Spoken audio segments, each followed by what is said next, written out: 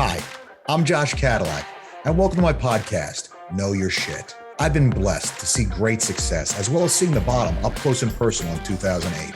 And if there's one lesson I've learned, is that if you want to have success and differentiate yourself from everyone else out there, you need to know your shit. As a successful real estate and crypto investor and an educator, it drives me insane that people do not immerse themselves in their craft. Everyone is so busy advertising and testing new sales techniques, they forget the most important thing, the product. Here I want to talk to the folks that got this right, the most successful people in the world in every industry. Bring them to you and find out what they learned in their business that made it great. When you listen to my podcast, you will know for sure that the topics and experts we have on have one thing in common. They know their shit. Hello and welcome to the Know Your Shit podcast, where our knowledge and pride in what we do drives us to be excellent. My name is Josh Cadillac, and I'll be in the driver's seat today as we strive to stop chasing paychecks, stop just doing deals, and start closing customers for life, people that come back to us over and over and over again, right? Building a business, that idea of building a business, being someone who doesn't just take and get paid, but actually sets things up to build the system that pays you into the future, gives you a business you're proud of, customers that come back to you over and over and over again, right? So I want to talk to you about a component of that. I don't have a guest today. Today I want to talk to my real estate agents and my investors out there about the idea of one of the most commonly used tools in analyzing real estate, which is cap rate. And cap rate is both used frequently and misused just about as frequently as it is used. A cap rate is a good tool for certain situations. It's good for certain things, but not all the things that we try to do with it.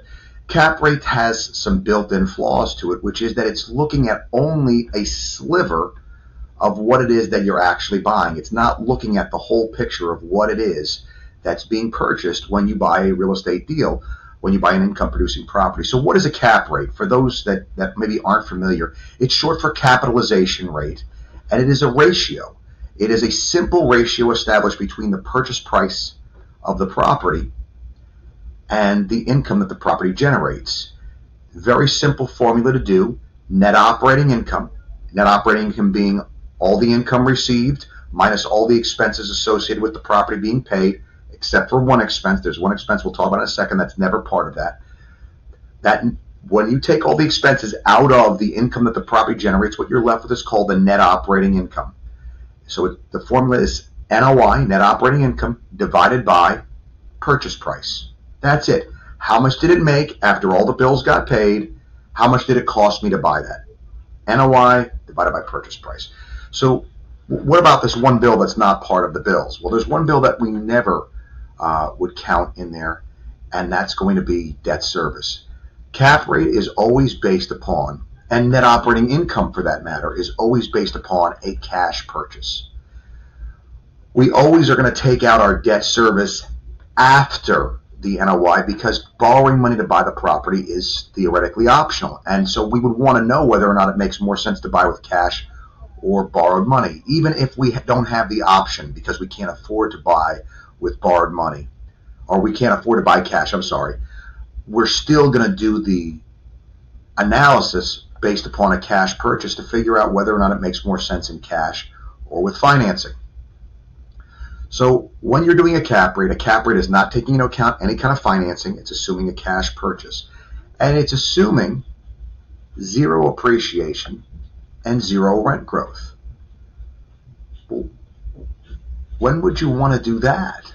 Why wouldn't you want to include the rent growth and the appreciation? Because when you buy the real estate, those things belong to you just as much as the real estate does. You get the right to raise the rents, and you get the right to the property going up in value with time. Those are things that belong to you. The reason why we wouldn't include this typically is pretty straightforward. It makes the calculation more complicated to do. It's more work. And so cap rate has always served as a way to quickly, and that's the most important part, to quickly differentiate between available options that exist today. In other words, I'm an investor and I can buy this property and that one's going to give me a 6.2% rate of return. That one's 6.4, this one's 5.3. Well, if all things are equal, the 6.4 is way better than the 5.3, right? It's a way to quickly differentiate between the properties, but it's making some major assumptions.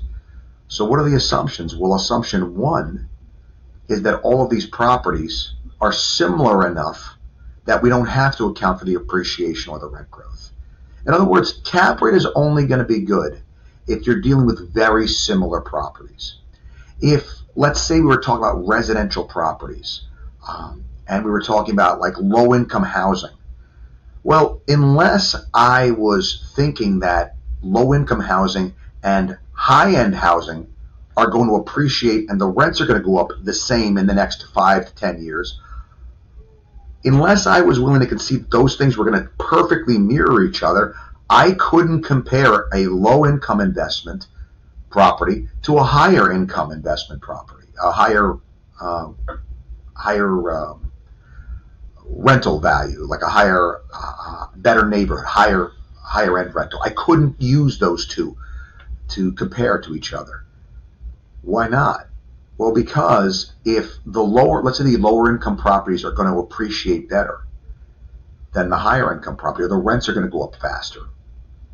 If I use a cap rate, it's going to make the higher end property look better than it should, because it's not calculating in the fact that the higher end property maybe isn't going to have the rent growth and the appreciation at the same rate of growth that the lower income property, or vice versa. It could be either way.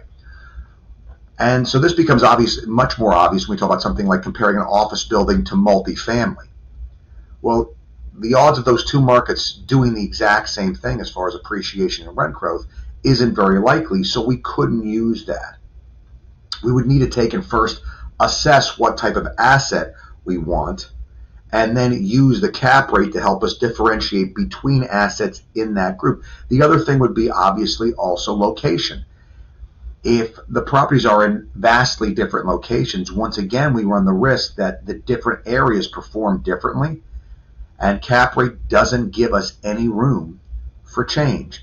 So when do you use a cap rate? Well, I like to say you use cap rate when you have an investor that already drank the Kool-Aid. In other words, they already are all in for real estate. So I can use my cap rate number, which is a number that's going to be lower than what the actual total return the property gives. I can use that cap rate number to quickly compare other properties, because my investor already knows, look, the properties are going to return an annualized 9 or 10% rate of return total with appreciation and rent growth, but this cap rate that's showing 5.5 or 6 is an artificially low number that easily allows us to compare these very similar properties. So when the customer's already drank the Kool-Aid, I don't have to prove to the customer they need to be investing in real estate as opposed to other things. If I needed to make that case to them, I wouldn't want to use an artificially low return number, because that's going to make real estate look worse than it is. And the other place is when the properties are very, very similar. So they drank the Kool-Aid, they're very similar properties, similar areas. There's nothing to make me think that one property is going to perform differently than another property over time. This is when a cap rate is a good tool. It's a good tool to help with shopping. That's what it does, and what it does well. The other thing that cap rate does and does well is show you whether or not the current use of capital is the best possible use of invested capital. In other words, if the customer owns a property, I could take and figure out how much they would get if they were to sell the property. I could figure out what they would net from a sale. Now, this might require me to figure out what their mortgage payoff is and pay off the mortgage. It would require me to figure out the closing costs, but I would be left with a number that would represent their reclaiming of their originally invested money and also any appreciation. So customer bought the property for $80,000 25 years ago. They owe the bank for another 5 years of debt service. We could take and figure out how much they still owe the bank. It would be a very small amount of money. We could also figure out what the value of that property is in the market today. So let's say the property is worth $320 today, and they got $20,000 in closing costs. So they would net $300,000 minus whatever they owe the bank. Okay, fantastic. Whatever number that is, let's say they owe the bank an extra $15,000. All right, so they are going to net $285,000 if they were to sell this property. Let's just say. Now, if their income right now is, let's say they're netting $800 a month, that's $9,600 a year. I could take the $9,600, that is their net operating income, and divide that by the $280,000 that they would net, or $285,000, whatever the number that we said was. I could divide that, and that would tell me what the rate of return I would need to beat with a new investment would be in order to be a better use of money than the current investment. So if I did a cap rate on the property based on purchase price, they bought it for $80,000, they're netting $9,600 a year. Well, nice and easy, 9,600 divided by 80,000, they're doing like 12%. They're doing great. But they don't have 80,000 tied up in the property anymore, do they? They have all the appreciation they could take advantage of that they've been leaving in the property. So if they were to sell the property, they don't get their 80,000 back. They're going to get their 80,000 back plus all the appreciation, which totals out to 285,000 or so. That 285 is what I need to compare to the $9,600 and find out if I'm only making 2 or 3%. That 9,600 only represents 2 or 3% of that 285,000. That means if I invest that 285,000 in something that's making 5 or 6%, well, I'm making twice as much on the same money. Is it better to make twice as much on the same money when you can? The answer is yes. And the other benefits, obviously, that starts to kick in then that we could talk about is now my depreciation resets. In the case of my guy that bought the property for $80,000 25 years ago, that's residential property. He's only got 2.5 years of depreciation left, and he's depreciating the $80,000, or at least the improvement portion of the $80,000. If I sell and rebuy a property, well, if I got $285,000, how much am I buying? Well, theoretically, I could buy a property close to $1 million if I go up to 75% LTV. Well, how much am I depreciating then? Well, instead of depreciating the improvement portion on $80,000, I'm depreciating the improvement portion on $1 million. If I do a 1031 exchange, okay, I'm depreciating the improvement portion on $1 million minus the $60,000 in depreciation I've taken so far. Well, folks, all of a sudden it looks really, really appealing to reallocate that capital, and I can make a very clear case to my investor customer that this is the way to move forward. This is what to do with their portfolio. So this allows me to go into another portion of being the investment analysis guy that they know, right? I'm now not just saying, hey, let me get you good investment. I'm saying, hey, look, let's see if the investments you have are even are the best use of the money. Let's see if it doesn't make sense to sell some of these assets or maybe refinance some of these assets. Why would you refinance? Because by refinancing, you don't create a taxable event. The other way to not create a taxable event is to do a 1031 exchange and sell the property. And then you are creating a taxable event, but it's tax deferred. This gives them access to that capital and allows them to take and go up to a much bigger asset. Always when you're doing this, you want it to take and be moving the customer to a bigger asset, not just because of commissions. That doesn't even enter into the logic as to why to do this. The reason to have them to go up to a higher value investment is so that they're bringing that depreciation, that tax advantage that we get. We're bringing that tax advantage way up. Plus, what are they experiencing appreciation on? If, let's say they liberated, in the case of our customer, they liberated $285,000. If they went and bought a $285,000 property, and that property appreciates 10% over the course of the next couple of years, they made $28,500. What if they borrowed money and bought $1 million property and the market appreciates 10%? They made $100,000 instead of $28,500 on the same money. Because here's the thing, when you borrow money in real estate, even though you're only putting a percentage down of the purchase price, you are participating in the appreciation on 100% of the purchase price. You're also participating in 100% of the rent growth, even though you only put down a portion of the purchase price. Even though only a portion of that rent theoretically belongs to you because you have a partner, which is the bank agrees to take a flat dollar amount, which means 100% of the upside in the real estate you're participating in. This is the reason why when we want to get to the next level of showing our customer that an investment makes sense, even though the cap rate maybe is 5 and the internal rate and the borrowed money you're paying 8 or 9% for, this is why bringing time into the equation, using our formulas like an internal rate of return and even cash on cash returns, all of this becomes much more important to make the case why they should take and invest in your product. And this is where cap rate really falls short.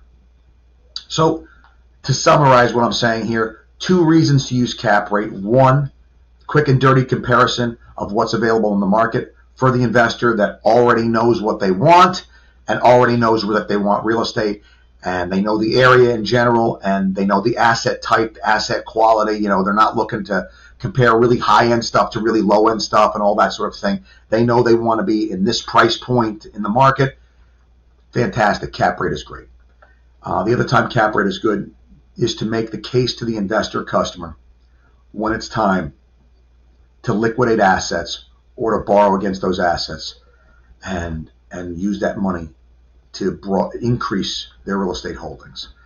Typically, for the most part, you always want to be taking and asking and pushing your customers to increase the size of their real estate holdings. That's going to take and allow them, once again, to benefit most fully from both the appreciation from the rent growth and the tax benefits of the property. Plus, the cost to do with that mortgage interest functions as a tax deduction for us. So it's insulating more of our income from taxation. It's just a good thing across the board. So cap rate, a good tool, not the only tool, not the tool you should lead with necessarily. It is a tool like any other. You take and want to assess the situation and see if that is the best and right tool for the situation you find yourself in. Guys, a nail gun is great. It's a great tool. Oh my gosh, it's so effective. But not when you need to cut down a tree. It's not good at that, right? And so making sure you're using the right tool at the right time. That, what I've just explained to you, is the right times for cap rate. Those are the only times that I know the cap rate really is the best and right tool to use for the job. Remember, always cash purchase only, as is a net operating income. Net operating income will always be based upon a cash purchase. And let me just do a quick review for those of you that don't know this. To get to a net operating income, we're always going to do it the same way. We're going to start off with a GPI, gross potential income. That is the income that the property could generate if it was fully rented at market rent 100% of the time. From that, we're always going to subtract our first expense, which is vacancy factor. It's not a real expense, it's a theoretical expense. We don't know how much it's going to be. So we're going to take, depending upon the asset type, and remove our vacancy factor. In residential, for a long time, when the strong rental market that we've had, we've been able to use a 5% vacancy rate, which means we're assuming that the property is going to generate 95% of the potential income. So once we've subtracted our vacancy from our gross potential income, it's going to leave us with our gross operating income.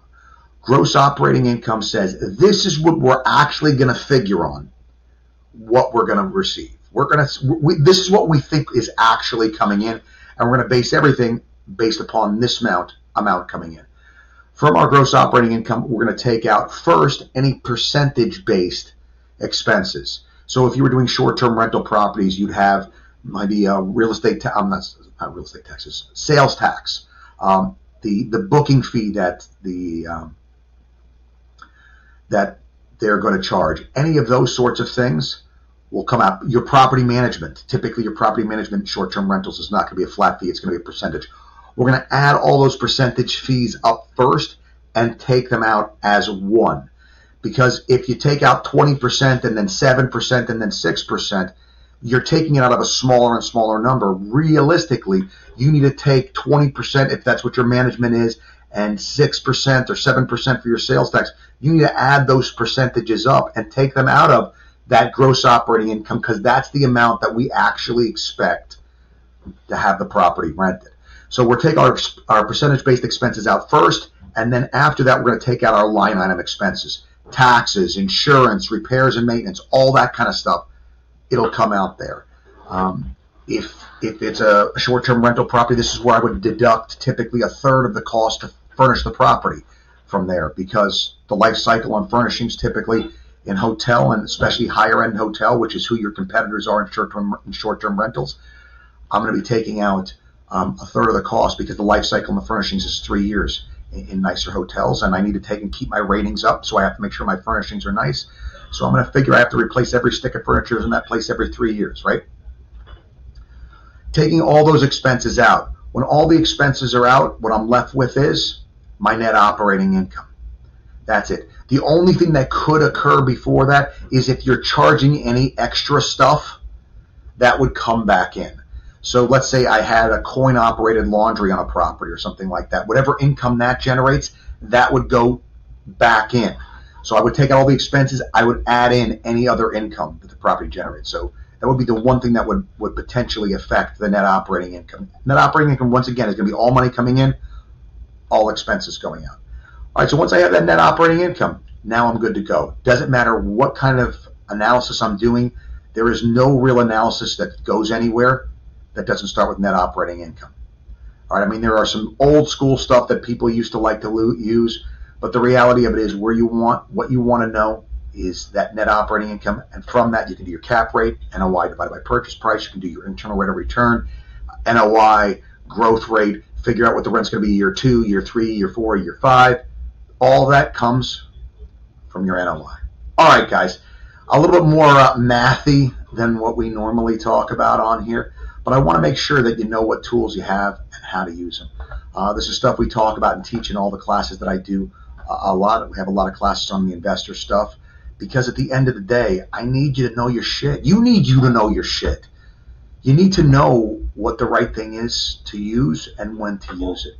And the reason why I put this podcast out there is not just for you to take and hear from people that have been successful, but also, if this is your trade, if this is your field, nobody should get the fastball by you. You got to know what you're talking about. You got to know the right tool and when to use it. So hopefully this is helpful, folks. Hopefully this helps you to understand and think about the stuff in the right way, and makes you feel set up to know when talking to the customer, oh, no, we can't use a cap rate anymore. Now we got to look at it this way, because you're talking about these two different things, now we got to take and do a little bit more analysis in order to figure out which one is the right way for you to go, right? That being said, that's what I'm going to leave you with, guys. I hope this is helpful. Till next time, know your shit, guys. Know what the hell you're talking about, and know how to help your customers. That'll set you up to be different than the other agents out there that are just trying to figure out how to score a commission. Till next time, guys.